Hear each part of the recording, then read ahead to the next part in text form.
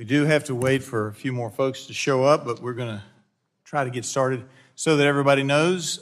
We do have, we're informal at this point, but Mr. Phelps has to leave at 8:30. Ms. Schmitt has to leave at 8:45, so we're going to do the best we can. And we apologize. When we scheduled this, we didn't know that we were going to have a swearing in on top of everything else. So we do apologize for that. And hopefully Ms. Castro will be here in just a minute.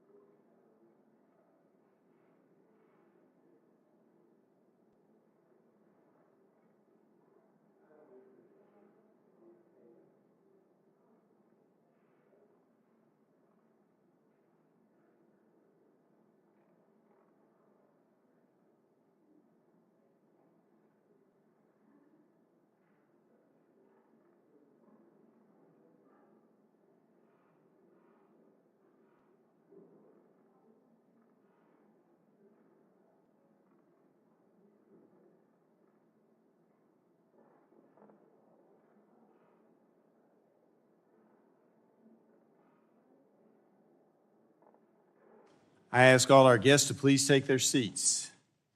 Ms. Castro having arrived, call this Subcommittee on Oversight and Investigations will now come to order. I now recognize myself for a 5-minute opening statement. As U.S. athletes prepare to compete in the Paris Olympics, a cloud of uncertainty hangs over the reliability of international anti-doping enforcement, which is supposed to eliminate the use of certain performance-enhancing drugs. This committee has been alarmed to learn from news reports that several swimmers representing the People's Republic of China tested positive for banned performance-enhancing substances and then went on to compete in the 2021 Tokyo Olympics. Just last week, 11 of these swimmers were again named to the People's Republic of China's 2024 Olympic team. All of this comes after the World Anti-Doping Agency, or WADA, ignored signs of systemic Russian doping for years. 7 years ago, this oversight committee held a hearing on ways to strengthen the international anti-doping system. It is unfortunate that we have to be here again. Two witnesses from that 2017 hearing are back with us today. Premier Olympian, Mr. Michael Phelps, and the CEO of the United States Anti-Doping Agency, or USADA, Mr. Travis Tygart. We are pleased to welcome another outstanding Olympic swimmer, Ms. Allison Schmitt, to join us today so we can revisit doping in sports ahead of next month's Summer Olympics. I want to start off by reminding everyone what Mr. Phelps told us 7 years ago, because it bears repeating. He said, quote, "If we allow our confidence in fair play to erode, we will undermine the power of sport and the goals and dreams of future generations. The time to act is now," end quote. I'm glad Mr. Phelps highlighted the damage performance-enhancing drugs has on our country's youth athletes, and I'm disappointed that WADA has not seemed to heed that call. Children join sports teams and clubs believing that the system is mostly fair and that cheaters will be punished. The importance of sports for our country's children cannot be understated. Sports empower children by teaching them life lessons, building their confidence, showing them the meaning of hard work, and offering some of them opportunities to represent our country and make a career. I myself have had the opportunity to see my own children grow and learn from competitive swimming.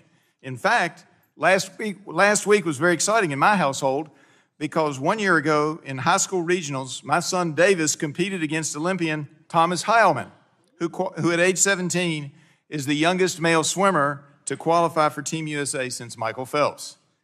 The joke at my house was that at one point in the race, they were tied. That would be the point where the starter says, "Take your marks." Foundational to the Olympics is the trust that clean athletes, both aspiring and current Olympians, have in the system to keep cheaters out. Doping leads to cynicism in sports and inevitably disappointment for aspiring athletes. As I'm sure Ms. Schmitt and Mr. Phelps can attest to, we cannot overemphasize the dedication, sacrifices, and training required of our Olympians, competing at the very highest in what I believe to be the most prestigious athletic level. Youth athletes dedicate themselves by putting in countless hours of training, pushing both physical and mental limits in the hopes of one day being an Olympian. Athletes miss birthdays and holidays to train so that they can achieve success the right way, on their own merit. Mr. Phelps has previously said he didn't take a single day off for over 5 years just so he could be at the best, to be the best at what he does. Doping irrevocably undermines the purpose of that sacrifice by allowing competitors who really want all the glory without putting in the work. Is it fair that we encourage our youth to invest so much of their time if on the greatest stage consequences are not expected for certain countries' athletes? That is why I'm disappointed that Mr. Banka, the president of WADA, refused our invitation to testify before this subcommittee today to discuss his role in upholding the integrity of anti-doping testing and enforcement in international sports competitions. WADA received nearly $4 million in U.S. taxpayer dollars through Congress last fiscal year. Their refusal to appear today calls into question their commitment to accountability. And perhaps, if they're not going to do the job, we shouldn't even fund them. Mr. Banka and WADA have hidden today, rather than explain how WADA let over 20 swimmers representing the People's Republic of China compete in international competitions after they tested positive for a banned substance. Cheating athletes take away spots and take away medals from clean athletes. The integrity and sanctity of sports is critical for the Olympians competing, but also for the children who dream one day to be an Olympian or are excited that they once were in the pool with an Olympian. We will keep a seat open for Mr. Banka just in case, I doubt it, but just in case he decides to join us. I want to thank the three of you who made it here today despite your very busy schedules ahead of the Paris Olympics, and I yield back. Now recognize Ms. Castor, the ranking member of the subcommittee, for her 5-minute opening statement. Well, Mr. Chairman, thank you very much for convening this hearing to investigate illicit doping in sports and the troubling questions swirling around the World Anti-Doping Agency, especially with the Summer Olympics starting next month in Paris. Americans do not like cheaters, and they will not tolerate organizations that give cheaters a pass. WADA was established in 1999 as the international agency responsible for developing and coordinating anti-doping rules across all sports and countries, as well as monitoring compliance with those rules. Importantly, WADA has the power to investigate allegations of doping and to enforce penalties when the World Anti-Doping Code is violated. However, recent troubling reports suggest that WADA did not do its job in the case of 23 Chinese swimmers who tested positive for performance-enhancing drug TMZ just months before the Tokyo Games. We need to know, is it worse than that? Is the Chinese Communist Party or the People's Republic of China paying WADA to look the other way? Thanks to investigative reporting, it appears that in January 2021, the Chinese anti-doping agency, known as CHINADA, collected 60 samples from Chinese swimmers staying in the same hotel for a national championship swim meet.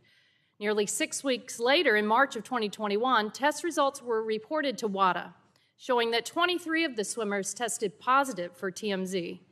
CHINADA suggested that TMZ positive tests were due to food in a contaminated kitchen that served the athletes.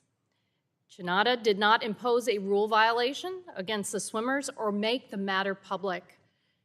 WADA also kept the violation secret and shockingly agreed to allow the swimmers to compete. Any amount of TMZ found in an athlete's system is a violation of the rules, and presumptive sanctions are required. Yet 13 of the 23 athletes that tested positive went on to compete in the Games in Tokyo. And some have been named to the Chinese team for the upcoming Olympics in Paris. This makes no sense. Why did WADA accept CHINADA's conclusions? Why did WADA keep the violation secret? Why were Chinese athletes treated differently than athletes from other countries? Why were the Chinese swimmers not provisionally suspended? What kind of scientific testing did WADA perform when assessing the results, and why won't it share the details? Why were the required procedural steps not followed? Did purported payments from the PRC to WADA influence WADA's decision-making? These unanswered questions are why I am especially disappointed that WADA refused the committee's invitation to testify today. Its lack of transparency is troubling, especially this close to the Paris Olympics. As the international enforcer of anti-doping rules, WADA must provide these answers and be held accountable. As our witnesses know well, the Olympic Games are one of the most visible and elite athletic competitions in the world and set the standards for sports at all levels. Maintaining the integrity of the competition at a level playing field and safety of athletes at the Games is paramount. And I'm interested in accountability through the funds the U.S. taxpayers provide to WADA. I serve on another congressional committee. It's a special committee on the strategic competition with the Chinese Communist Party, where my colleagues there also called for more accountability. I want to thank the Olympic athletes, Ms. Schmitt, Mr. Phelps, for being here today and representing other athletes across the globe. I applaud you for representing the United States of America on the world stage and becoming champions that we're proud of. Hard work and dedication and commitment to excellence inspires millions. Mr. Tygart, for your presence here, your work to ensure that anti-doping rules are followed and that our American athletes are held to the highest standards helps set an example for the rest of the world to follow. True champions don't cheat. They compete fairly and they follow the rules. The International Olympic Committee affirms in its mission the movement is intended to encourage and support the promotion of ethics and good governance in sport, to protect clean athletes and the integrity of sport by leading the fight against doping and by taking action against all forms of manipulation of competitions and related corruption. WADA needs to take this seriously. Thank you, and I yield back. Gentlelady yields back. Now recognize the chairwoman of the full committee, Ms. Rogers, for her 5-minute opening statement. Thank you, Chair Griffith, and thank you to our highly decorated panel of witnesses today whose Olympic careers have inspired an entire generation of Americans. Tonight's hearing comes at an important moment as we're just 1 month away from the start of the 2024 Summer Olympic Games in Paris.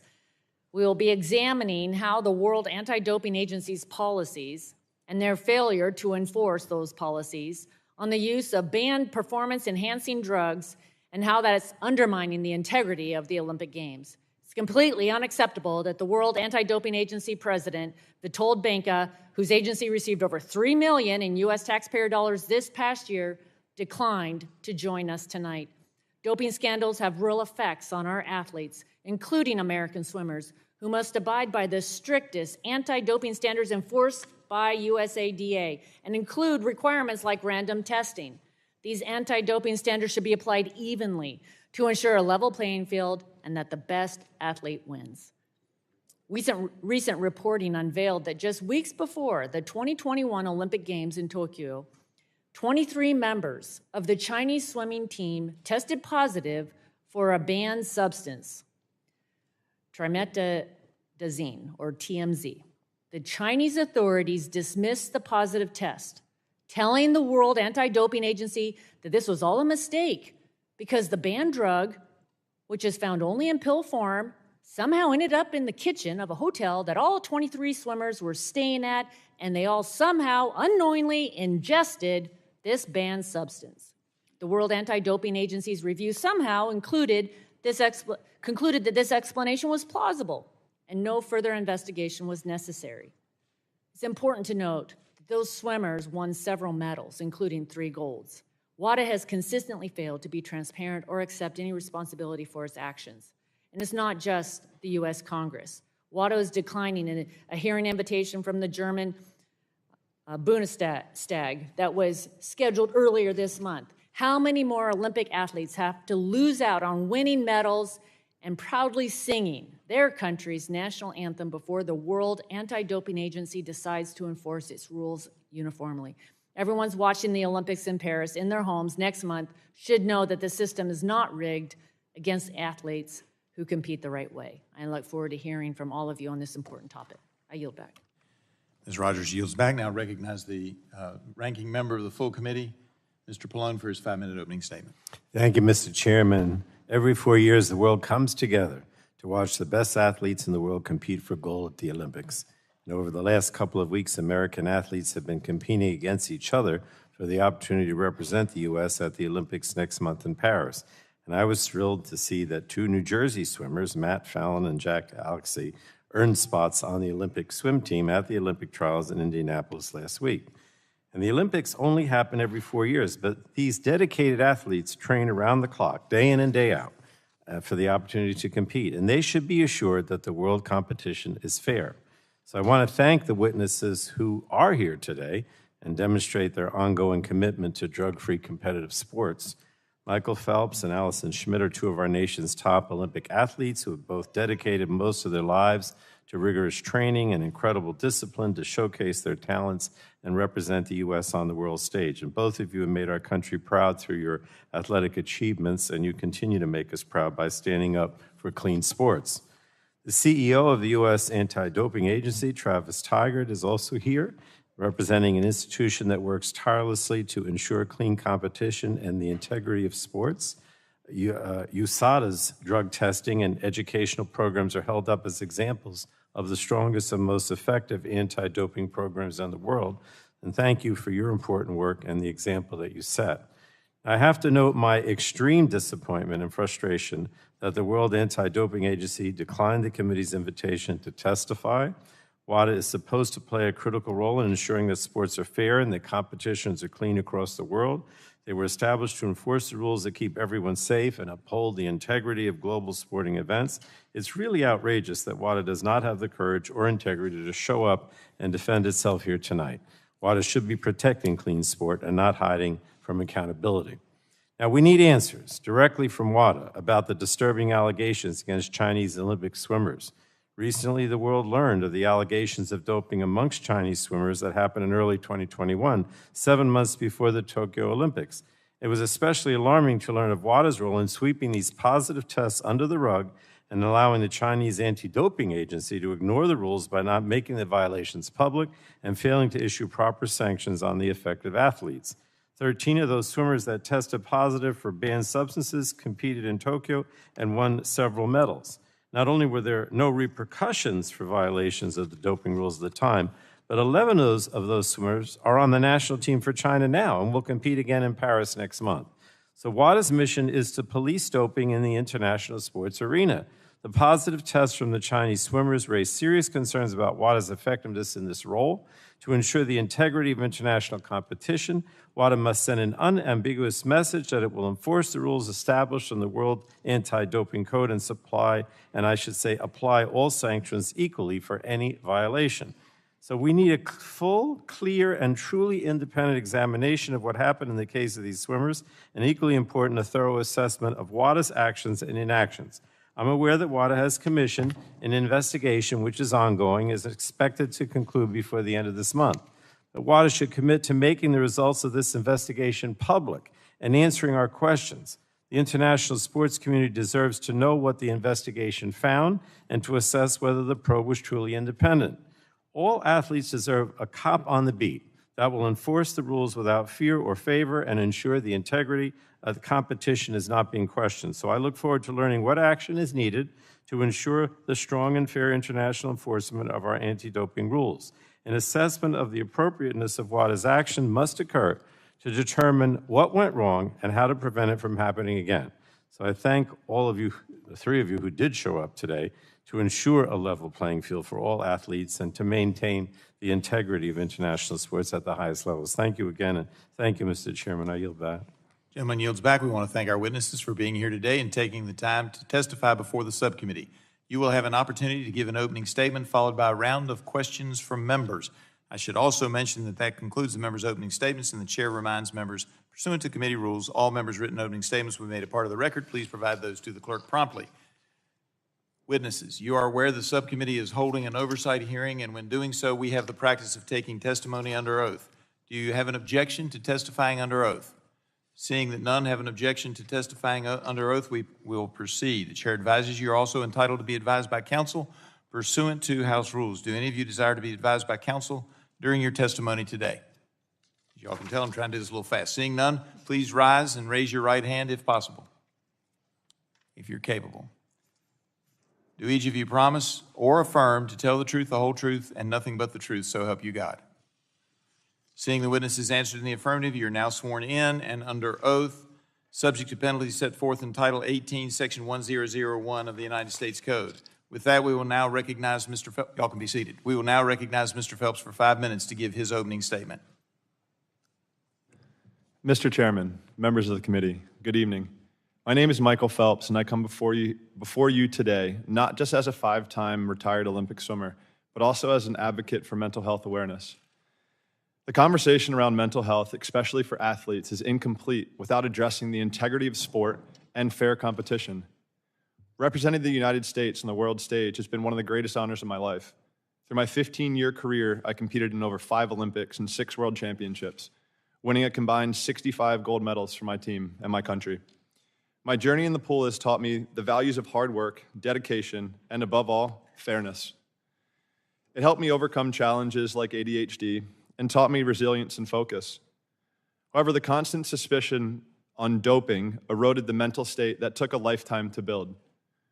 While competing at the highest levels, I witnessed firsthand the pervasive uncertainty and the suspicion surrounding doping, which significantly affected my confidence and that of my fellow athletes. The hardest part was seeing athletes achieve seemingly impossible feats, knowing the immense effort and sacrifices required to reach these heights cleanly. It was disheartening and demoralizing, causing pain and a profound sense of injustice. I know what it takes to achieve the seemingly impossible things the right way. I trained for 5 straight years without taking a single day off.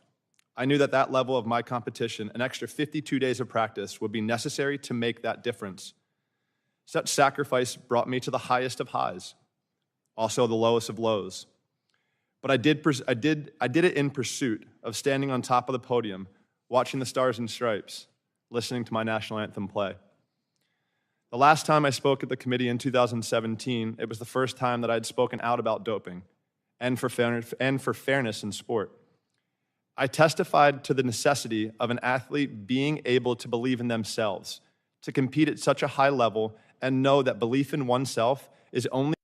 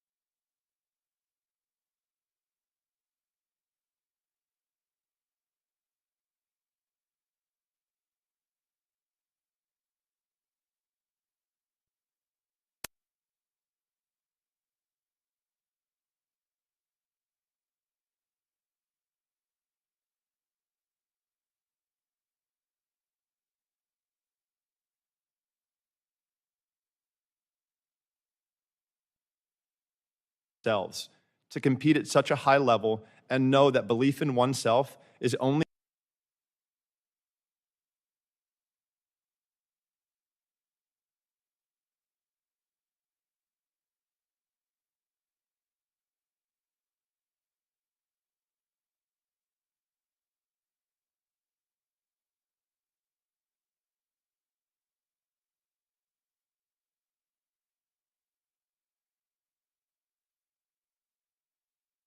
themselves, to compete at such a high level and know that belief in oneself is only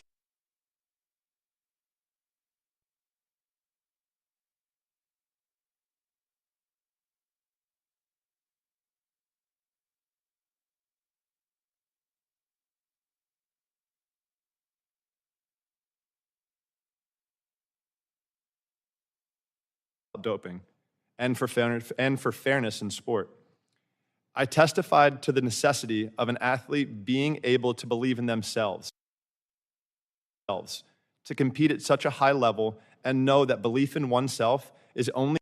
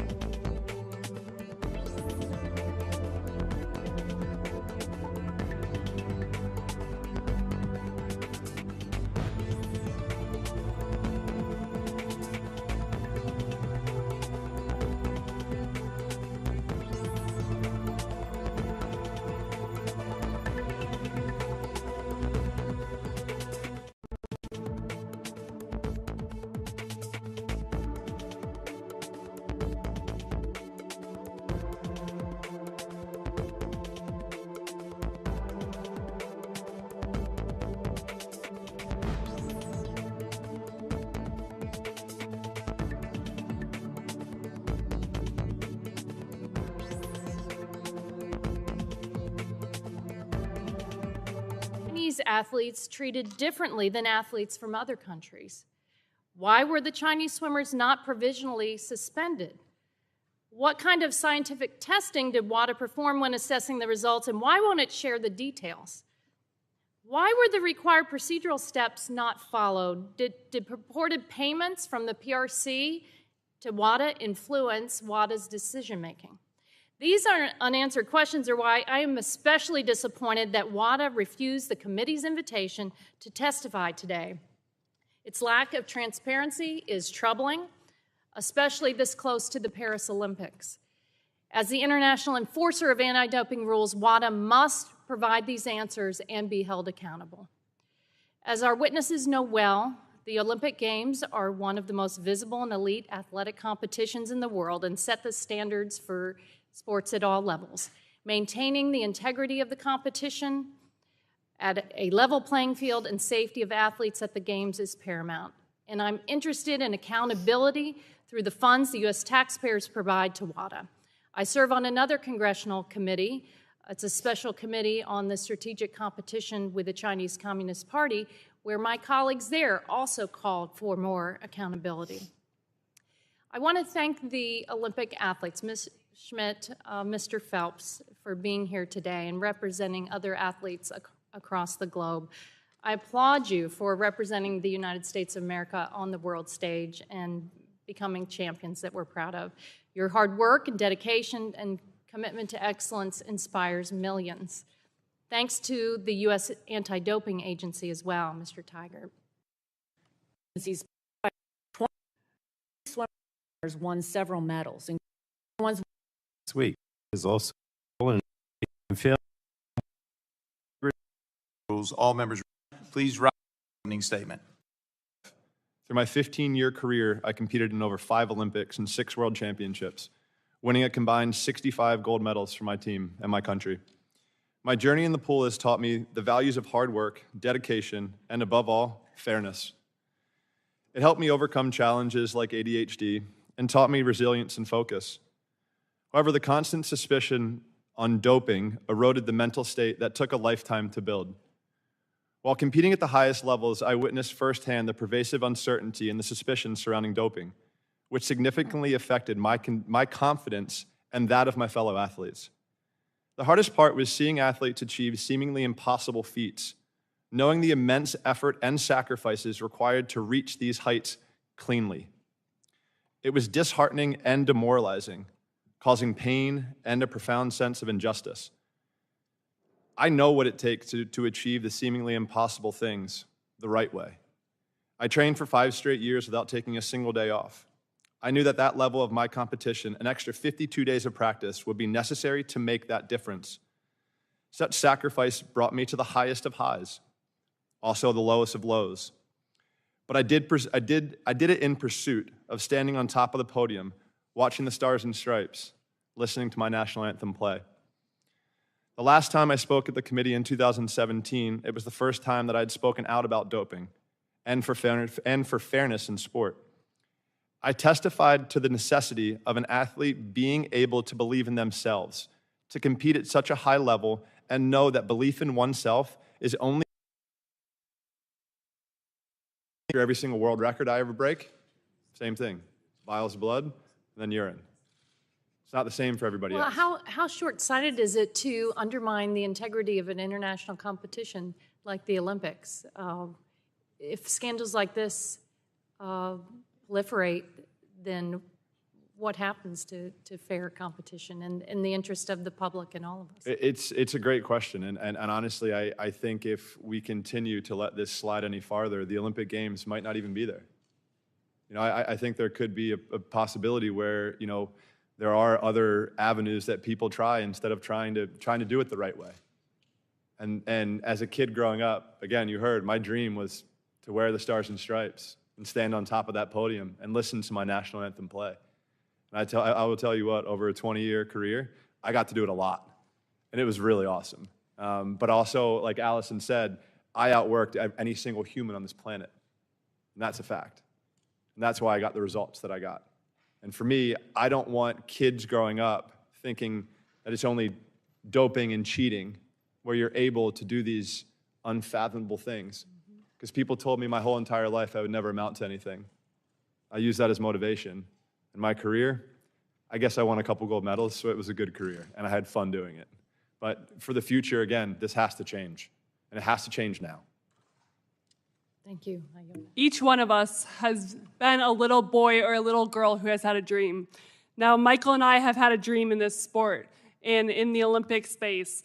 And to be robbed as a little kid, that there is not a clean playing field and a fair playing field, that's robbing little girls and little boys of their dreams. Well put, and now recognize Ms. Rogers for her 5 minutes of questioning. Mr. Phelps, the last time you testified before this committee, 7 years ago, you testified, quote, "For me as a father now, I don't know what or how I would even talk to my son about doping in sports. I would hope to never have that conversation, and I hope we can get it clear and cleaned up by then." Mr. Phelps, has the problem of doping in sports been cleaned up, where you can tell your sons that athletic competitions are fair and clean of cheating? No. From your standpoint, what is preventing competitions from being fair and free of illegal performing enhancing drugs? I think lack of level playing fields, lack of rule following across the board, right? You heard the schedule that we have to give every hour of every single day. They have to know exactly where we are. USADA knows exactly where we are. And again, we are okay with that. If everybody else is doing that, then that's what I want, right? I want to be able to stand up to the block with somebody next to me and be like, all right, cool, this is me versus you. It's not me versus you and 7 other drugs. So, yeah.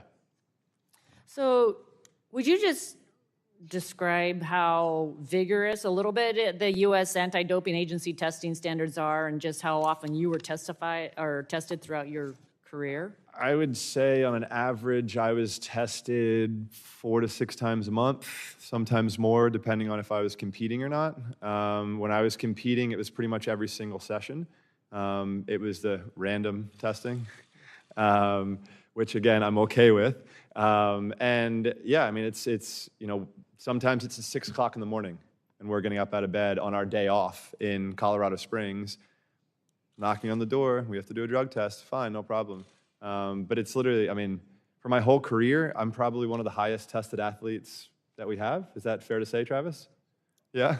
So, so it's, again, if everybody else isn't doing that and I'm subjecting myself to it, it's just not right. And I know that there are other athletes as well. My competitors from the U.S. were going through the same exact thing, right? Ryan Lochte, going through the same exact thing. We were number 1, number 2 in the world, right? We're going through the same exact process. But somebody else who's number 3 in the world or number 4 in the world, number 5 in the world, they might have 2 or 3 drug tests, that's it. And they might not be random, right? So, yeah, it's hard for me to fathom that we have made changes moving forward, but I think we need to now. Thank you. Thank you. Mr. Tygart, why does the World Anti-Doping Agency's explanation for why they ignored positive test results from 23 swimmers on Team China not hold up, in your opinion? Well, it's absolutely against the rules. Even if you buy this contamination theory, and keep in mind, TMZ is a controlled prescription medication. It's prohibited all the time. The default sanction is 4 years. It doesn't magically appear fairy dust in a kitchen of a hotel 3 months after this event happened during COVID when cleaning protocols were at the height of what they were. However, even if you believe this contamination theory, they still didn't follow the rules. And WADA has now admitted that China did not follow the rules. Because even if it's contamination that caused the positive test, and there are some of those cases. We have some meat contaminants, and these are drugs that cattle is treated with. And if you eat that oxtail, for example, it may cause a very, very low level of a positive test. We understand that. That happens. However, if that happens, it still has to be announced. There's transparency in the system. There's still disqualification, and there's still a violation. And that did not happen, even if you buy this crazy contamination theory. So what should have they done? They absolutely should have appealed the lack of a provisional suspension when the notice of the positive tests were first sent. And if they were going to let the Chinese handle the case, WADA has the power to go in and grab a case out of a national organization's hands and they handle it themselves in the first instance. And they probably should have done that when they saw that China wasn't giving their athletes due process. There was no B samples. They didn't give notice to the athletes. There was no provisional suspension, which is mandatory.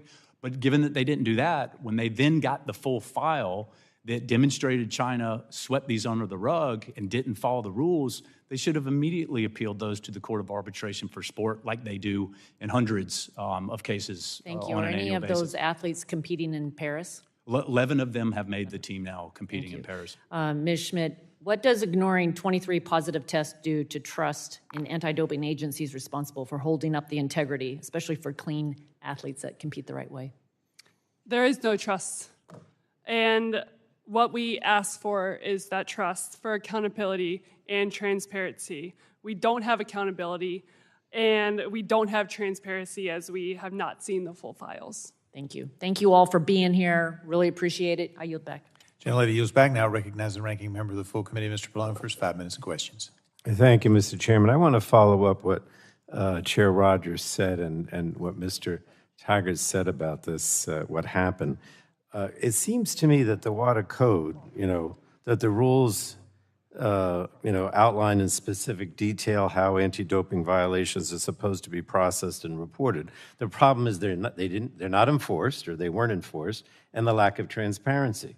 So if you, Mr. Tygart, just again explain quickly what would have happened in your opinion, or what should have happened in your opinion, following Shinada's receipt of the positive test, which of course we didn't know about because there was a lack of transparency.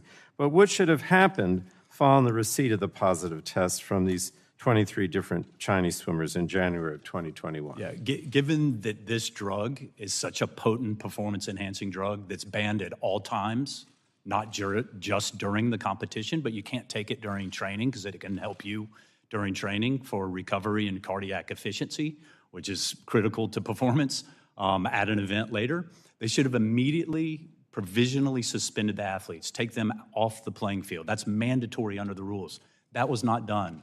WADA has the appeal right when anti-doping organizations like China in this case fail to impose a mandatory provisional suspension.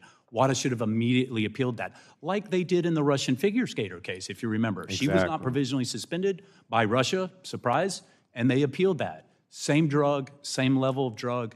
And then when they got the full case file, if they weren't going to grab it out of China's hands themselves, like I just described in the prior question, they should have immediately appealed China's sweeping these under the rug. And WADA has now admitted that China did not follow the rules. They had to find a violation, they had to publicly announce it, and they had to disqualify these swimmers, and they did not do that. And that's if you believe the contamination theory, which is a whole nother. But in other words, those things should have happened even before they assessed the banned substance or the responsibility, right? That's exactly right. Even before. Now, let me ask you this. I mentioned in my opening that WADA now has supposedly had some independent Swiss company, do some sort of independent analysis of what they should have done or what they did wrong. And I said that should be made public. Suppose they're going to get it by the end of this month, but they haven't agreed to make it public. Right. So I guess my question is, if they, again, this goes to the transparency, if they made that public and it said you didn't follow the rules, which you clearly say they didn't, then could they go back and reopen the case? Absolutely, and thank you for that. It's really, really important. This, we believe, and we said it when they first announced this Cartier investigation, that it's a whitewash. We've seen these before. My guess is they will make some of that public. They may make the whole thing public. But what we are asking for to be made public is the actual evidence in the files so that independent people can determine. And yes, the statute of limitations in these cases has not run. So they could reopen. Absolutely. Now, let me ask you this. If they reopened the case and found out that these athletes should have been suspended, let's go the next step. Could they then recommend to the International Olympic Committee that the medals be taken away? Listen, how the rules, unfortunately, what happened. Where we are now is that athletes and others around the world deserve justice on those cases themselves. Statute of limitation has not run. We need a prosecutor to go in and look at the facts, get independent advice, investigate, check to see if all these athletes actually stayed in the hotel. But what I'm asking you, And then is, you I can know bring you're the not case. recommending this, but it is possible for them to reopen the case. Absolutely. Determine that they should have been suspended, and then recommend to the International Olympic Committee that they should be, the medals should be taken away. Under the rules, once that legal process has been followed, then it's automatic disqualification if there's a suspension put in place, such as the And then Valieva Russia case where she's been suspended, got a 4-year sanction. Now our athletes are moving from silver to gold in the figures. And the International Olympic Committee could then determine that and say, They have to follow what the Court of Arbitration for Sport would say. But the athletes deserve their due process. Let's make no mistake about that. The Chinese athletes, that was robbed of them at the time. But the statute of limitations has not told.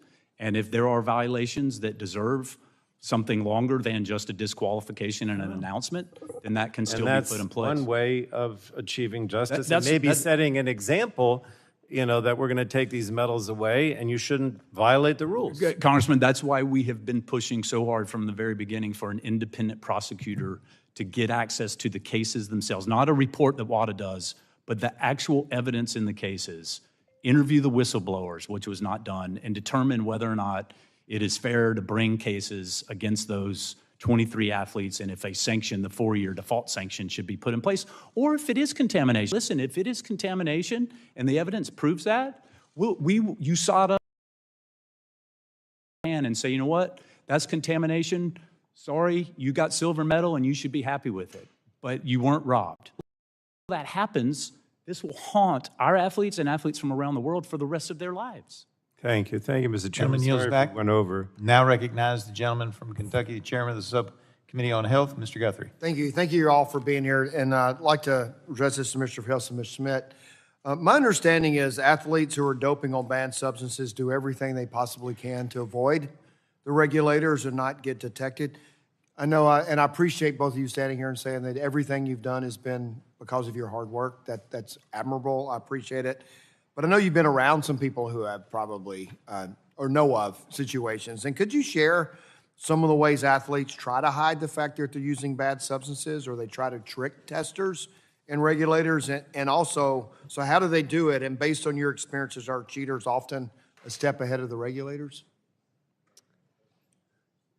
You can go. I mean, I don't really know how to be honest, right? Like, I mean, I would assume, I've heard back in the day with I guess there were just pills that were administered. I'm talking like this is Icarus, like way back then. Like people were just giving pills and you're just going and drinking and that's it. Like you don't ask questions. Other than that, like I have no idea. I don't know where to get it. I don't know how to, I know nothing. I mean, I did what I do best, and that was work as hard as I could every single day and stare at a black line and sometimes talk to it every now and then, but you realize it doesn't talk We'll back understand to you. that, but sometimes understanding how people get around the system helps us figure out how to fix Yeah, it. I mean, I would assume there are masking agents, right? This might be a question better for you than me, but I assume there are masking agents that people can do this or that, or I'm not the You just right don't know. person You're to not ask. familiar. Yeah, Well, it's no, good that you're sorry. not, but I hope maybe you heard secondhand.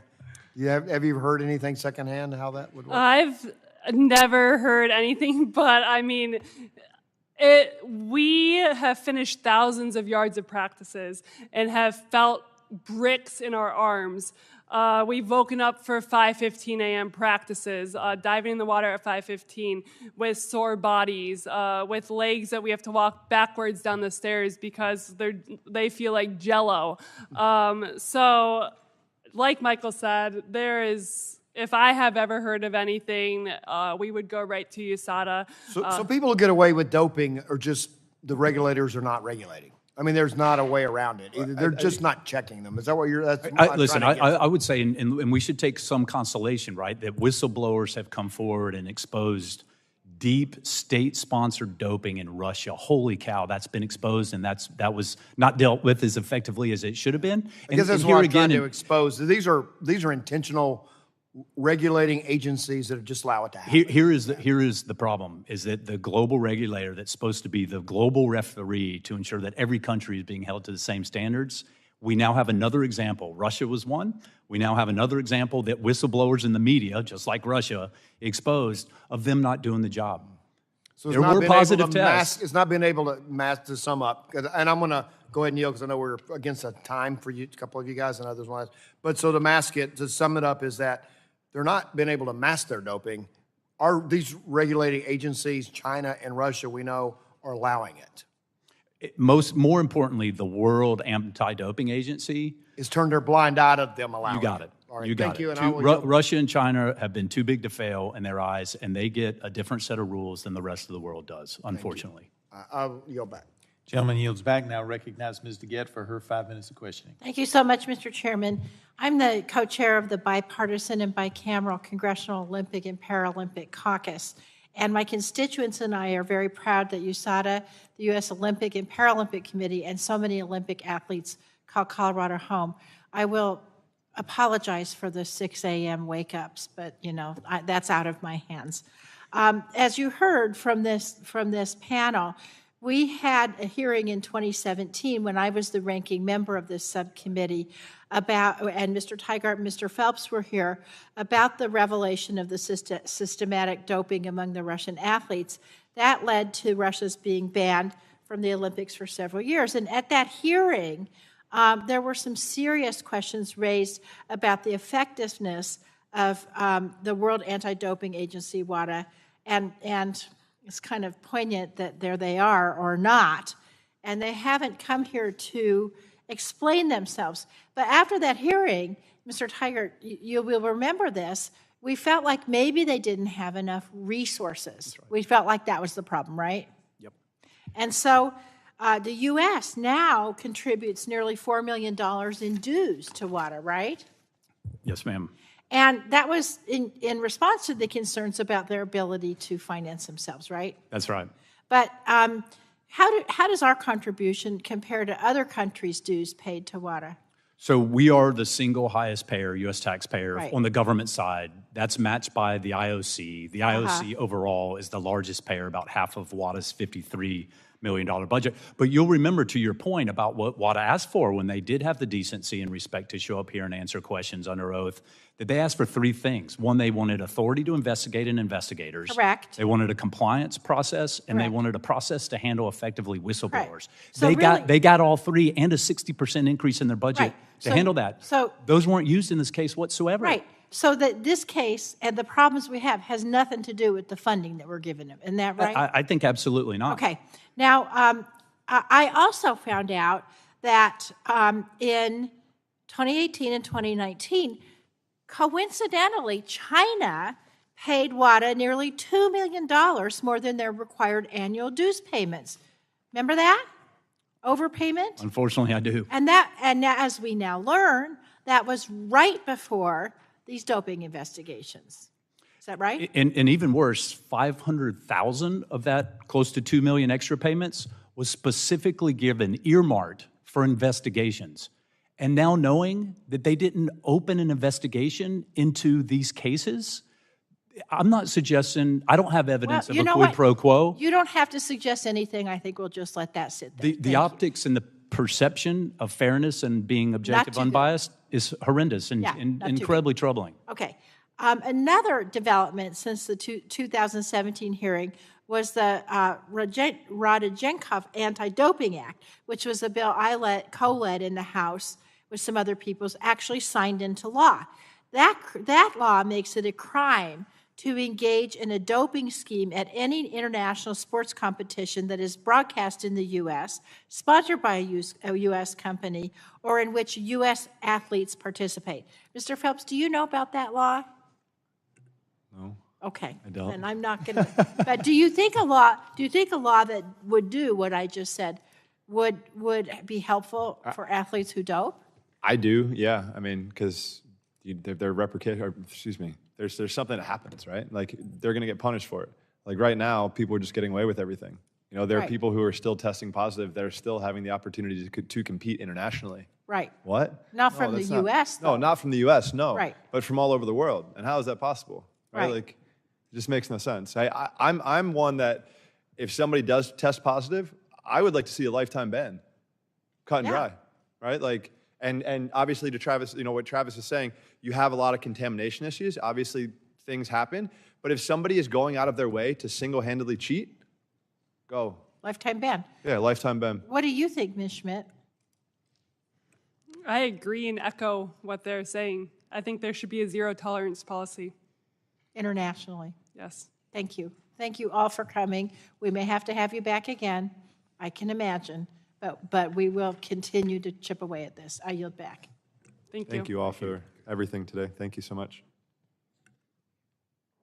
Recognize Mr. Duncan, Chairman of the Energy Sub, for his 5 minutes of questioning. Thank you, and I'll thank Ms. Tygart for that information. That was, wow. I want to discuss what the World Anti-Doping Agency cited as to why they didn't have to investigate the 23 Chinese swimmers who tested positive. First off, is any of this normal?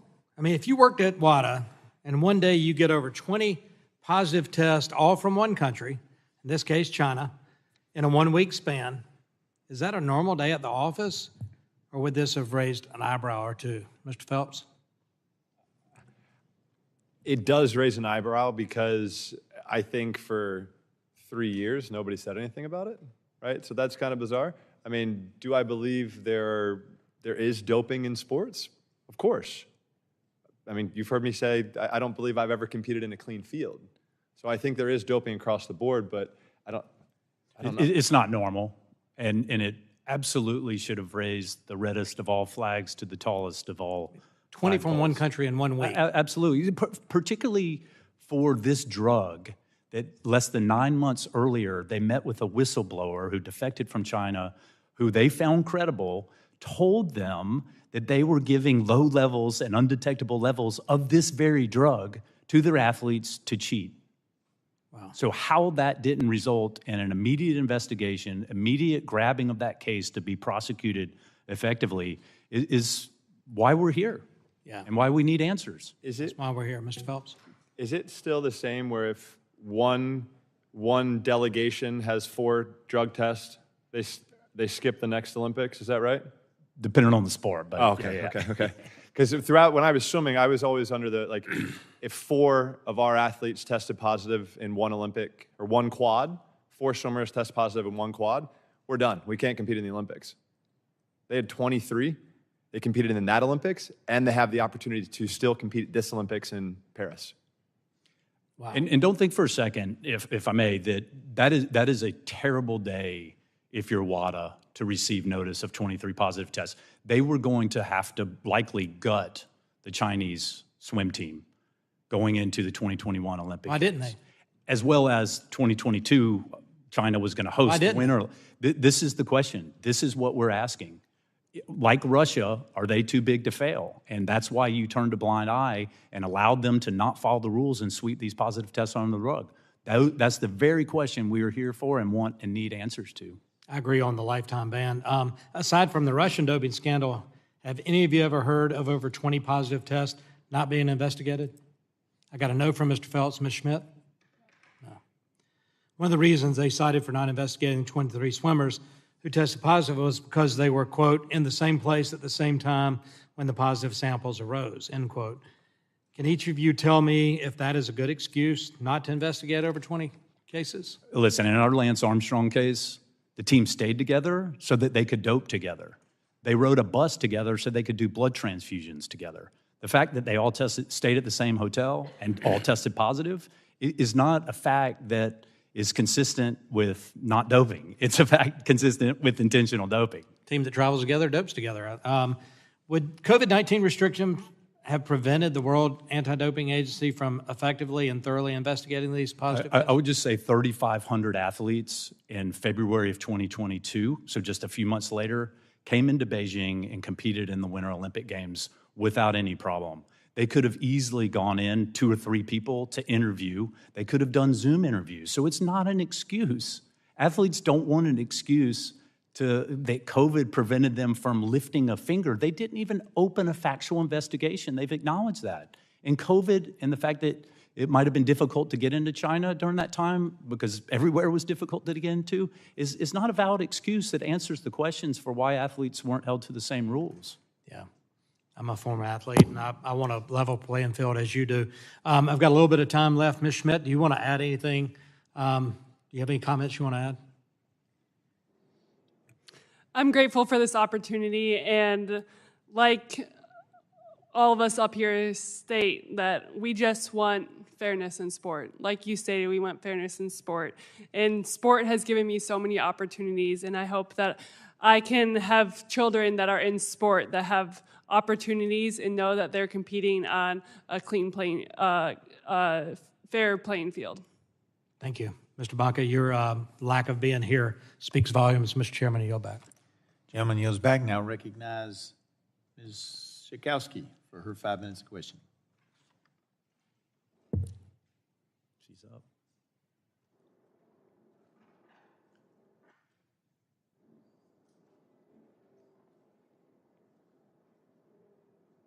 There we go. I want to tell you what an honor it is to be with these amazing athletes and experts today. And I want to make the point that it's not just about the athletes. I want to talk about the fans, about the people, about the Americans. We love the Olympics. We love to cheer at the gold medals. It's a really important time. And so the issue of trust is so incredibly important. I want to just say a few things to Ms. Schmitt. You are such a role model for so many people. I think women look up to you. They listen to you and they want to follow in your footsteps. So what I want to ask is not just what you think should be done to correct the wrongs that have been, but what are you saying right now to inspire the athletes that are going forward now, that are working? Both of you have been talking about the incredible effort that goes into over years and years to get ready for the Olympics. So how do you inspire the young women who are considering being there and hoping to be there right now? Thank you. I appreciate those words. I'm honored to hear those words. And I hope that I can sit here and empower others to use their voice. So often our voices are lost, especially as athletes, especially as female athletes. We know our bodies and we know the work that we put in. So to be able to stand up and use your voice and do the best that you can at any level is what I hope that I can empower others to do as well. Thank you. Mr. Phelps, you hinted about sort of mental state is really important. So has that now been diminished? Is this going to affect our athletes? Well, I guess I'm just assuming, and I'll ask Mr. Tygart whether or not we're going to see the corrections that we need right now. But how important, aside from the workouts and all the expertise, is the mental state of the athletes? For sure. I mean, I can touch on sort of just mental health and kind of my own experience through it. You know, I'm somebody who suffers from depression and anxiety, and I know there are a lot of people that mental health has struck into their lives because of COVID and everything we've gone through. I think loneliness has struck in people's lives more than it ever has before, and that leads to depression. So, and then you put all of that on top of you trying to prepare, and all these people around you are doing all of these things to get an edge. It's going to weigh extra on you, right? So for me, one of my things every single day that I'd like to lower, and I'd like to have some kind of involvement in lowering, is the suicide rate. I can tell you this, we've lost way too many of our Olympic brothers and sisters due to suicide. So this is something that I want to be a part of and I want to make a difference in. But when we keep having things like this, there are going to still have things that we need to address, and the mental state is very sensitive. So I think this is definitely playing a toll on a lot of people's mental state. But I think some people look at it as it's something that's out of our control. That was something that I looked at a lot throughout my career was what can I control every single day? If I can control myself and be the best version of myself, that should be good enough. And I think people are doing that now, and people are cheating, and that needs to change. So I think that's why we're here today, trying to fight for that change for the next generation. Well, there's certainly bipartisan support here, but Mr. Tygart, is this going to happen in time during these Olympics right now? The window is closing. I think back when this first was exposed and we called for the independent prosecutor to get justice in the 23 cases, there was time. But this close to the games, I'm afraid there's not. And unfortunately, the World Anti-Doping Agency has dug its heels in, has said they would do this all over again. They would not change. So the likelihood that this self-selected review that they have going is going to result in anything of material outcome that will be beneficial for getting to the truth, I'm sorry to say, but I'm highly, highly skeptical that it's just going to be the whitewash that we predicted. And so no. But this cannot die just because the Olympic Games come, because it's a pattern of behavior that we have seen going back to at least Russia in 2014, 2015, when it was first exposed by whistleblowers in the media, not by WADA, to get this fixed, particularly given these events are coming to the U.S. like never before over the next 10 years. Well, I have a grand nephew who has aspirations to be a swimmer, and I want him to feel trust. Thank you. I yield back. Gentlelady yields back. Now recognize Mr. Palmer for his 5 minutes. Thank you, Mr. Chairman. I want to go back to a point raised by Representative Tygart about the fact that China gave an additional $2 million to WADA, but they did that right before clearing the athletes, but there was also something else that took place right after they gave the money, and that was International Olympic Committee member Yang Yang, Chinese committee member, was elected vice president. She was just in 22 reelected to her second three-year term, and it raises serious questions in my mind about the fact that I think WADA has been compromised, and particularly in clearing the 23 swimmers. They relied on the Chinese anti-doping. I think their assertion was that they had collectively been exposed to a banned heart medication. Mr. Phelps, do you consider WADA an effective regulator for Olympic athletes? I don't have many positive things to say about them. All right, and we're going to stop the clock for just a second, so we're not eating up your time. Mr. Phelps has given me the signal that he has stayed over graciously, but he has now got to leave. Did you want to introduce your guests who are with you this evening before you have to leave? Well, first of all, I'd just like to say thank you for having us back, and thank you for addressing this issue. We hope we don't come back in 7 years, but we know that you guys will fight with us if we do. So I just want to say thank you again for having you guys in our court, to doing what's right. And second, this is my better half, my wife, Nicole, and number 4, this is Nico, my little child behind us. So thank you all so much. And Mr. Phelps, I was going to tell you, my neighbor was Rowdy Gaines, and he was a pretty good swimmer too.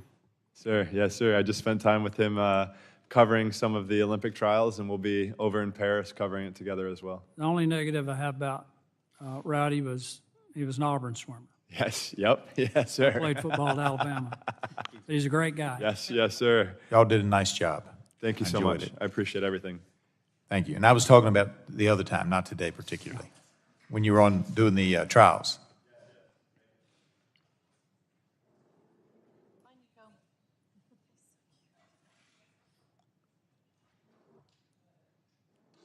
Reclaiming my time, Mr. Chairman. Gentleman's time to, is restarting. Go ahead. I'd like to redirect to Mr. Tygart and Ms. Schmitt that same question, because considering the excess payment that China made in the election of Yang Yang, and I'm not making any accusations against her, but it just seems incredibly more than coincidental that the payment was made, she was elected vice president, and they allowed basically the Chinese anti-doping agency to clear the 23 athletes. do you consider WADA a legitimate regulator? The issue, and in my written testimony and my oral testimony, it's the fox guarding the hen house. And when you have sport leaders who have an interest in the decision that they're making, that can't be an independent regulator. When you have people from the IOC, like the current vice president, from countries, China, and a big case like this comes through, and it's not handled according to the rules, of course the perception, if not the de facto conflict, is actual conflict, is just rife, and it erodes the confidence and the trust in the system by the athletes that you've heard from today and millions of athletes around the world. Ms. Schmitt? The first thing that comes to my mind is the mental health, especially in this China situation. It comes from both sides. I'm a huge advocate in mental health, and it comes from the China swimmer side of the pressures of hiding cheating and the pressures of that. And then it comes from the clean athlete side of being robbed from those victories and never having to be able to celebrate those victories at the time that we competed. Let me be a little more direct about this. China is exerting enormous influence in a number of agencies, whether it's WADA, World Health Organization, other agencies. And I'm concerned that it's not the athlete's decision to take these drugs. And these drugs may give them an advantage, but it's also going to have some serious health consequences down the road because some of these performance-enhancing drugs impact the heart. It increases the capacity of the heart, and down the road, they're going to have some real issues. Have you, and you mentioned suicide, Ms. Schmitt, some of that may be because of the effects of having taken these PEDs.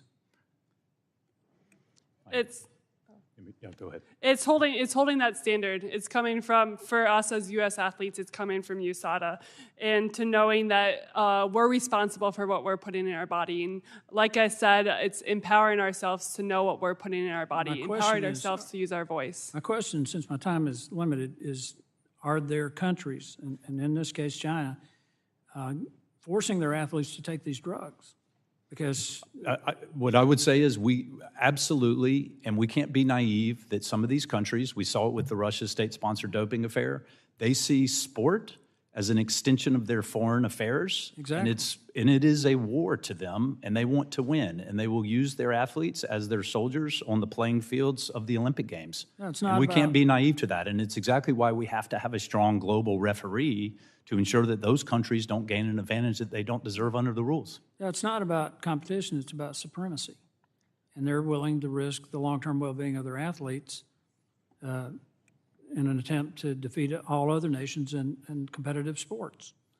So I just think we're at a situation now, Mr. Chairman, where WADA there's a serious question as to the legitimacy of the organization, and I think it's going to impact the long-term future of Olympic sports. I yield back. Gentleman yields back. Now recognize Mr. Tonko of New York for his 5 minutes of questioning. Thank you, Mr. Chair, and thank you for the opportunity, and thank you to our witnesses for being here today. I want to echo my colleagues and register my disappointment, great disappointment, that the World Anti-Doping Agency refused to attend tonight's hearing. I would like to discuss how WADA handled the case of Russian figure skater Kamila Valieva. There are several similarities with that case and the case of the 23 Chinese swimmers. Following a positive test for TMZ in December of 21, Ms. Valieva was provisionally suspended before being cleared on appeal by the Russian anti-doping authorities. WADA appealed that decision, and in January of 2022, Valieva was found to have committed an anti-doping violation. Her penalty was a 4-year suspension, backdated to December of 21. Russia's gold medal was stripped and awarded to the U.S. Mr. Tygart, good to see you. I'm interested in understanding why WADA appealed in the Russian case, but not in the case involving the 23 Chinese athletes. Can you explain the key differences and similarities in the handling of these cases and indeed their significance? And if we could cut there, Ms. Schmitt has indicated that it's time for her to go. Are you able to stay longer, or are you ready to go?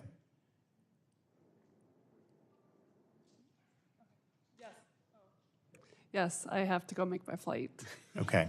Yes. We appreciate it. We're going to come right back to you. Appreciate you being here as well. Did you have any guests that you wanted to introduce this evening that were with you? I got people watching, so Got hello. people watching. There you go.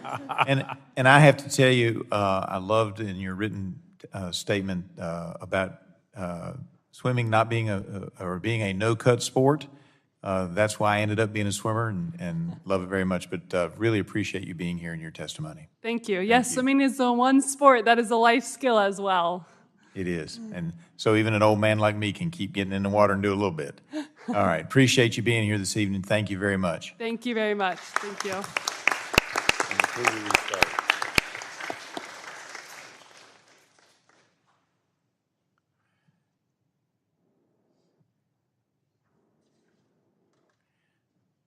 Mr. Tygart, did you need Mr. Tonko, before I turn the clock back on, did you need him to repeat his question? I don't. I think I got it. So the similarities or the contrasts in WADA's handling of Valieva, very similar, if not identical facts. Low level of a potent drug that's prohibited at all times. The default sanction is 4 years. They appealed the lack of a provisional suspension in that case. They did not do that in these Chinese cases. We don't know why. In that case, when she was exonerated, although Russia even announced it, they didn't find a violation or give her a suspension in those cases. Russia even announced it.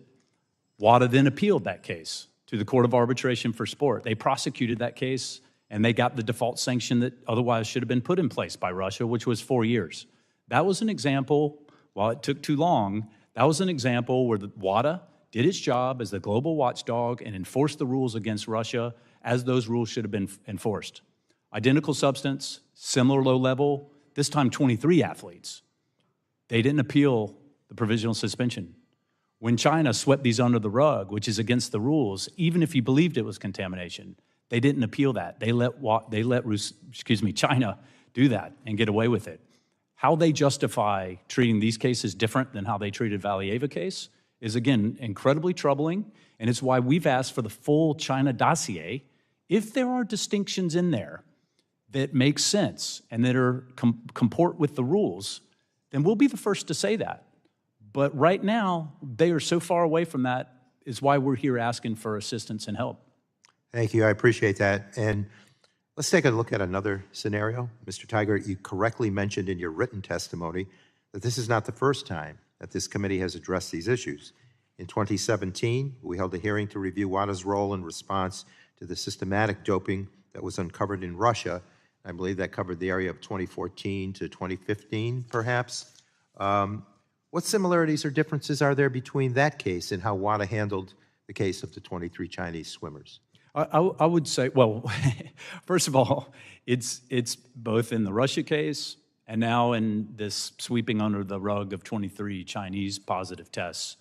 It's been courageous whistleblowers in the media that have gotten this out in the public so that we can see what actually happened. In the Russia case, they turned a blind eye, and then when it was exposed, they attempted to limit it. They tried to put it in the rearview mirror as quickly as they could. They did a quote-unquote investigation. Once that exposed a little bit of the tip of the iceberg, athlete groups called for a broader investigation. They refused that. It was then media and whistleblowers who then blew it open to the extent we now know what was going on. WADA's hand was forced by whistleblowers to do the job that they're tasked and we pay them to do.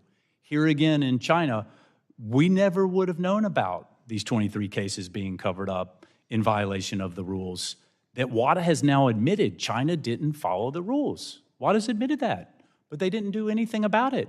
How can that be? And how can it be that, again, it's courageous whistleblowers and the media that shine the light on the darkness and bring this out? So now I think we all, and our athletes, as you've clearly heard, deserve to know what the truth actually is, and justice needs to be served in addition to the reform that we've talked about. Well, look, it's disappointing, and this inaction runs counter to the principles of transparency and fairness that are foundational for international competition.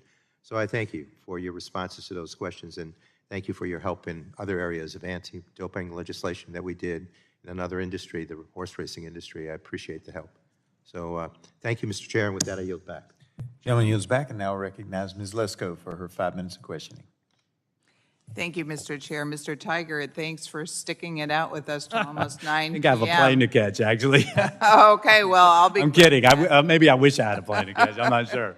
Well, if Mr. Phelps would still have been here, I want to put on the record that I want to thank him for his contribution to the Arizona community. He helps ASU swim team. His foundation also helps the Phoenix Children's Hospital, children swim education. So I want to put that on the record that I'm thanking him for that. Mr. Tygart, my question to you is, if 23 American swimmers tested positive for a banned substance, do you have any doubt that the World Anti-Doping Agency would have investigated U.S. swimmers? I think it's pretty fair to say that if we had swept them under the rug, I think it's fair to say they would have done something different. But make no mistake, we would not have done that. We would have put in provisional suspensions as the rules, mandatory rules require. Those athletes would have been removed from the playing field. We would have investigated it. And if it was legit contamination, as the rules allow for, we would have announced it, disqualified the athletes, so those other athletes would have moved up. Let's not forget about those Chinese athletes who were third and fourth to the ones that got first and second, that tested and had positive tests. Those athletes should have rightfully moved up in their event, and WADA didn't protect their rights. So I think it would have been handled entirely differently and in accordance with what the rules require. Do you think we should withhold U.S. funding from WADA until they turn over their case file on the Chinese swimmers who used illegal drugs? It's a tough but really important question. I think where we are now, after Russia, after what we're seeing and their response to it, we have to have the leverage we need. I think other countries would join, and I think the threat of that, if not actually suspending it for a period of time, will go a long way into influence the truth being out. And that starts with the full China dossier, as well as not allowing them to make secret backroom deals anymore, and then doing a compliance audit. I think they're all very reasonable, and I think they're all very doable, and it should be, if we're going to invest in an organization that is supposed to do the job as the global regulator, we should ensure that our money is going for a good purpose, and right now it's just simply not, and that pattern of behavior is just too much to continue to do, I think. Well, Mr. Chairman, I agree with Mr. Tygart. I think that we should withhold funding from WADA until they turn over the Chinese files and until they agree to an audit. And I hope that we can have Republican and Democrat support and talk to our appropriators about it. And with that, I yield back. And for the folks watching back home, we do policy, appropriators do money, so we'll have to work with our appropriators on that. And now recognize Ms. Kamick for her 5 minutes of questioning. Thank you, Mr. Chairman. Thank you for hanging in there with us, Mr. Tygart. And I will submit my questions for the record for our two athletes that were here with us, because I do think that there is some really important conversation to be had about the mental health that these cases and these situations are putting on our athletes. And I do agree with your assessment that many nations treat this as a geopolitical tool. They use their athletes effectively as foot soldiers to further their mission. So I agree that this is really important. I want to kind of dig into some of the nitty gritty. While you were speaking, we were talking a lot. We kept hearing about the zero tolerance policy. I just pulled up the IOC's website, and they say right there, point blank, we have a zero tolerance policy. What does that mean, especially in light of these 23 Chinese athletes that have popped positive on their drug test? I think it's good PR. Honestly, I think, and that's what's so crushing about the Russia issue and this now China issue. We have to stop the charade. If we're gonna fight to win, just like these two athletes give everything to be champions, those of us who are here to protect fairness in sport and the integrity of sport, particularly the Olympic movement, it's different, arguably, than pro sport. Right. We have to win this battle, not just attempt to give the appearance that we're for zero tolerance, for example, or a lot of testing, for example. Right. We actually have to go out and try to win this for athletes. So what is the relationship then between WADA and the International Testing Agency? They put out a very flowery press release talking about how they're ready for Paris. What exactly is that relationship? How do the two collaborate? Yeah, so WADA, has an observer board seat on the International Testing Agency, but they also oversee them and the sports that the International Testing Agency runs. The IOC created and funds and has governing positions on the International Testing Agency. That said, they are definitely an improvement from what was there before, and they will be involved, hopefully in partnership. They oversee the groups that test. Right. The International Testing Agency, along with USADA, CHINATA in China, USADA in Russia, WADA oversees us. WADA has to make sure we comply with the rules. And the people who are testing, they're called the doping control officers, is That's that right. correct? So what is the nationality of these DCOs that come and test these athletes on a regular basis? They can be from all over.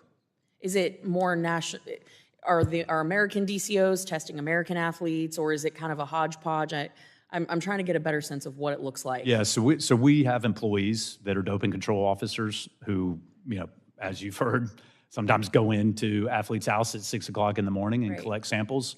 The International Testing Agency sometimes they'll use us to do their testing when they test here in the United States. When Michael Phelps talked about he was tested and then 2 hours later he was tested again, that was the World Aquatics, I suspect, that came in and tested him afterward. And that was unbeknownst to us because they sent a third party in to do that kind of testing. And this is a really important point because while WADA has put out a lot of testing numbers by China, those, as we understand it, and we've investigated this, are all through the Chinese National Anti-Doping Agency.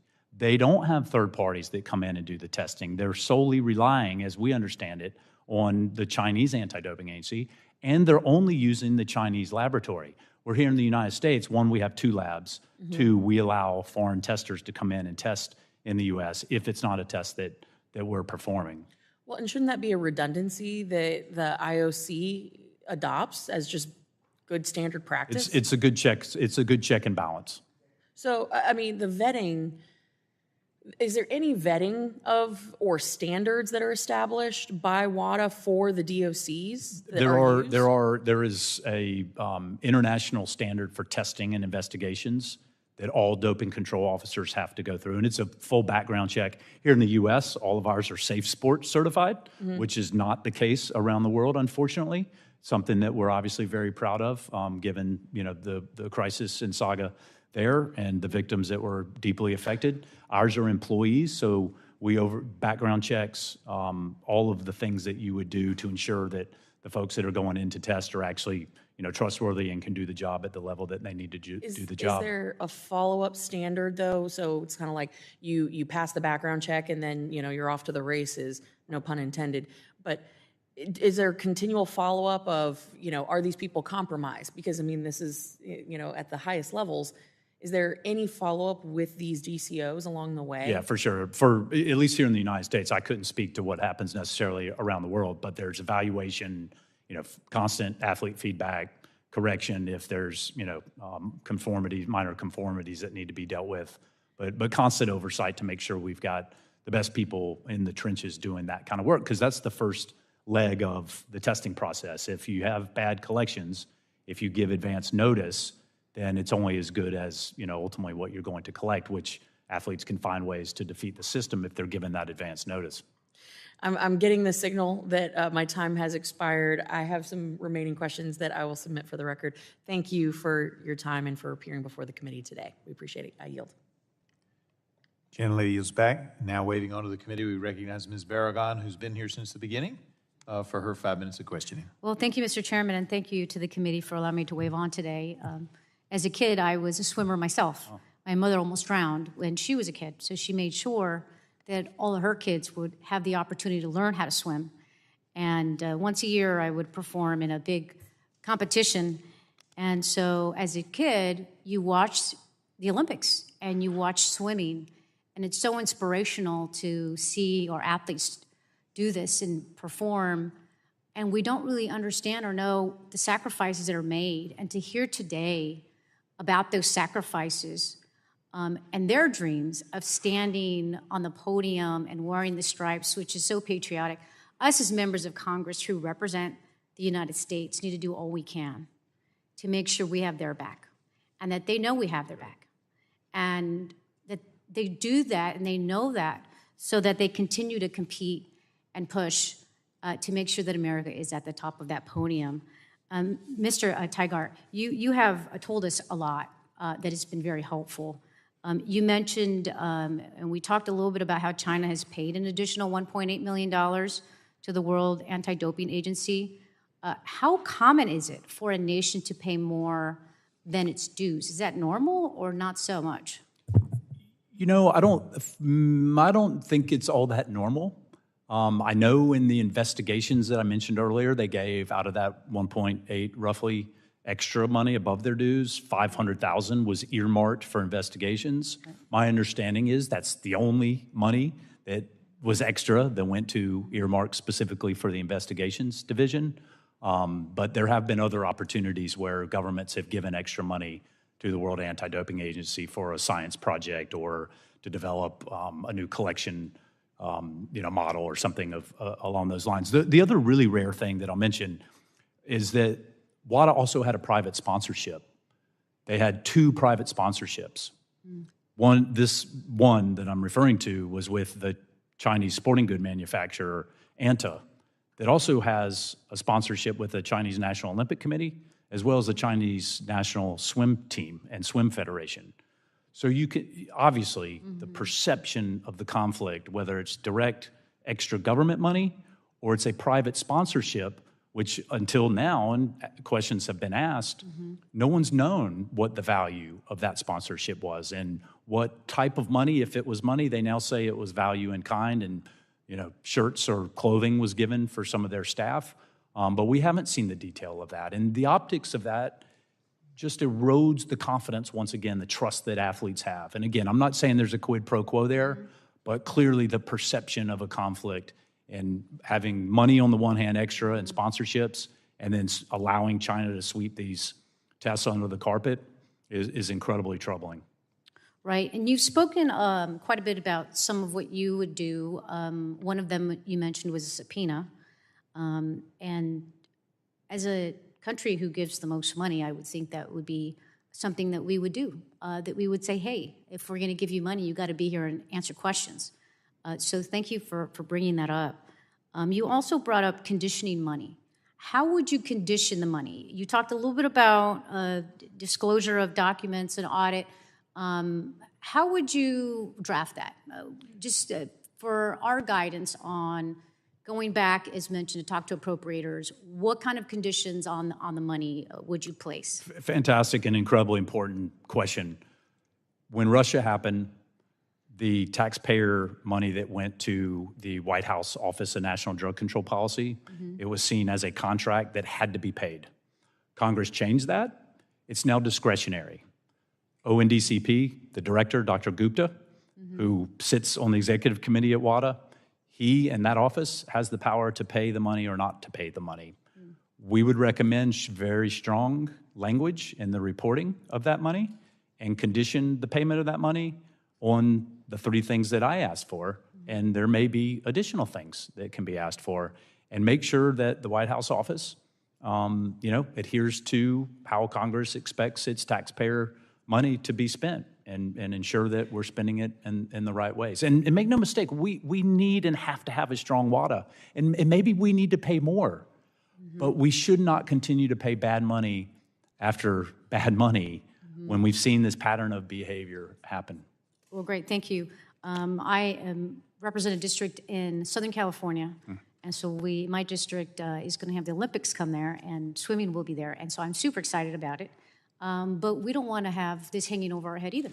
We don't want to have athletes second-guessing the competition. And to hear today the athletes talk about the mental health impacts is something that is not talked about very often and something that we need to continue to focus on and make sure that we're addressing this. So thank you so very much for all the witnesses and for the committee. I appreciate it. Thank you very much for your questions. I'm now going to recognize Ms. Castor for a few wrap-up questions. If you can stay with us just a couple more minutes, we're almost done. Thank you, Mr. Tygart. Thank you, Mr. Tygart. Two just simple questions to wrap up. And thank you for recognizing the whistleblowers and the investigative reporters who have helped bring some of this to light. So the Summer Olympic Games in Tokyo, they were July 23rd, August 8th, 2021.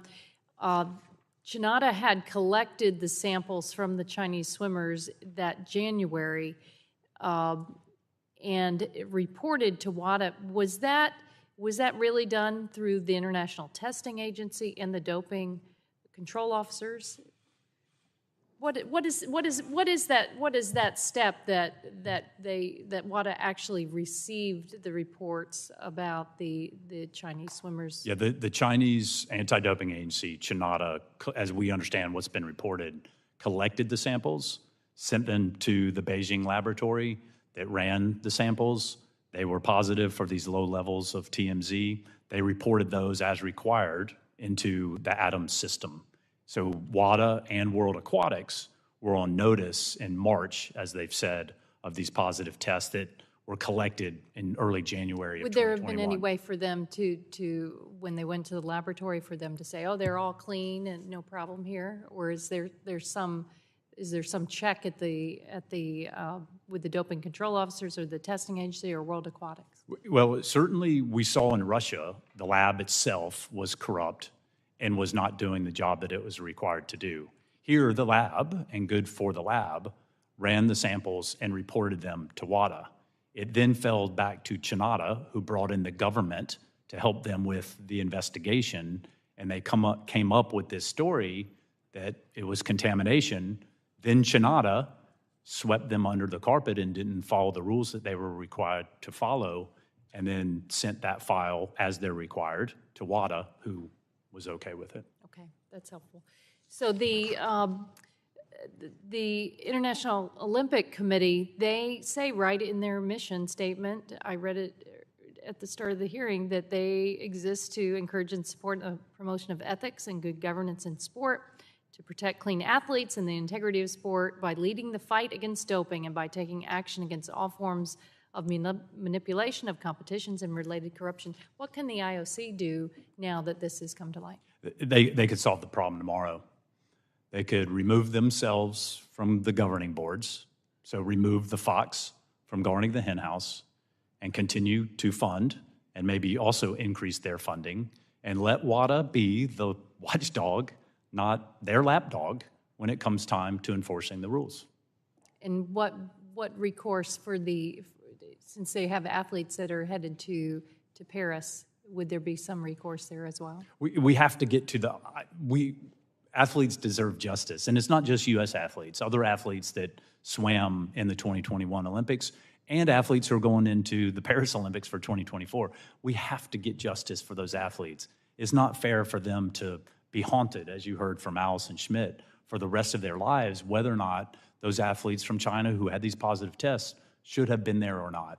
And it's why we need someone that understands the rules, that's given the freedom and the access to dive into the cases themselves, not a review of what WADA did, but actually get to the facts of the cases, prosecute the cases like we have called for from the very beginning, and get justice for all the world's athletes. Thank you. I yield back. Gentlelady yields back. I have a few follow-up questions. One, I thought it was a good point you made earlier that some of the Chinese swimmers did not test positive for the illegal substance, and they too were cheated. That's right. And so when you talk about the athletes of the world, it includes the Chinese athletes, or in the case of Russia, the Russian athletes who maybe didn't get that spot, that number 1 or 2 spot, because they were knocked out because of performance-enhancing drugs by some of their colleagues. We talked about how we give about $4 million to WADA. We talked about the International Olympic Committee being on the WADA board, and therefore you've got the fox watching the hen house. And I think it was in your testimony, but I don't want to put words in your mouth because it's been a long night and I don't know that I remember. But I believe in your written testimony, you indicated that maybe NBC, as a major contributor of funds to the IOC, might have influence on this as well. Did I remember that correctly, or was that somebody else's? I for sure made reference to the sponsors Listen, it's you can look at the numbers. The U.S. companies, including NBC, that pays a lot of money to broadcast it in the largest market, most valuable market here in the United States, have a lot of influence at the IOC. We would hope the sponsors will listen to the athletes and finally say enough is enough, IOC, get this fixed. And it's a simple fix. Make it independent, have it do the right thing to try to win this for clean athletes, not just go through a charade where we pretend that we have clean sport, but actually provide clean sport. And look, I think we can say, and no country, and please do not misunderstand me, the U.S. included, we've had some of the most hardcore intentional cheaters. Look at the Lance Armstrong case. Go back to the Balco case. We removed 5 medals from one of our top athletes back in 2000. But you can win it, and you can raise a generation of athletes, like you've heard from today, who want to do it the right way. No kid on a playground grows up and says, oh, I can't wait to be an Olympian so I can inject myself with dangerous drugs. It just doesn't happen. People want to win the right way. We know you're not a winner if you cheat to win, but we have to build a system that's fair and firmly applies without fear or favor to every country and every athlete what the rules dictate. Well said. I yield back. I want to thank all of our witnesses, but particularly you, Mr. Tygart, since you're the only one left standing. The lone survivor. For your testimony today. Seeing there are no further members wishing to ask questions, I would like to thank our witnesses for being here. I would ask unanimous consent to insert in the record documents included on the staff hearing documents list. I don't think we have any, though, do we? Without objection, that will be the order. Pursuant to committee rules, I remind members they have 10 business days to submit additional questions for the record, and I ask the witnesses to submit their responses within 10 business days upon receipt of the questions. Now, that said, this was a little bit of an experiment. Didn't work as well as I had hoped, but I've been advocating for at least 6 years, maybe 8, that we do night hearings. So thank you, Mr. Tygart. I appreciate our other witnesses who had to leave for participating in this experiment. I want to get it shortened up where we start at 6 and we end at 8:30, but we'll make it happen. Without objection, subcommittee is adjourned.